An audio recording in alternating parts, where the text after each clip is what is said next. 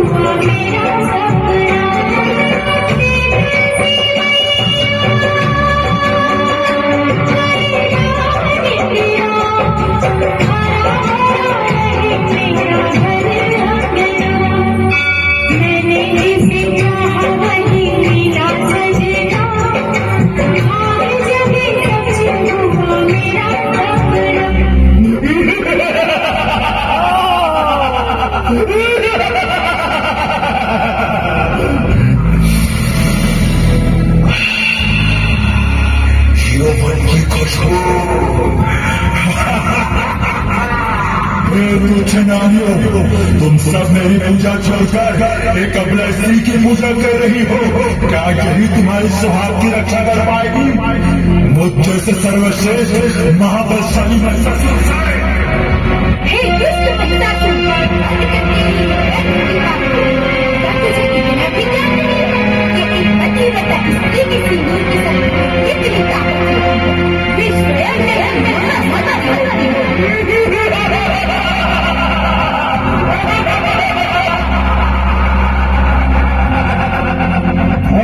नारी तेरी गुस्सा है, तेरी कोई भी रक्षा नहीं कर पाएगी।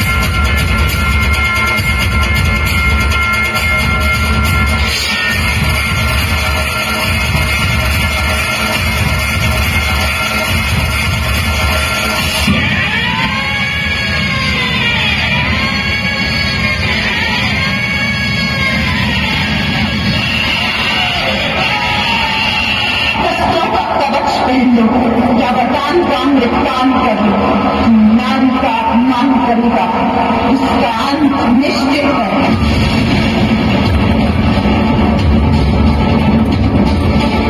जो नारी को हीन दृष्टि से देखेगा उसकी दृष्टि सदा के लिए बुलंद होगी।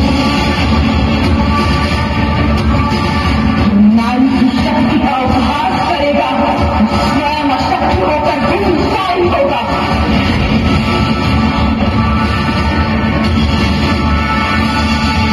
जब नारी के अपमान की प्रगति जागेगी तब उसके अंत में शक्ति जागेगी।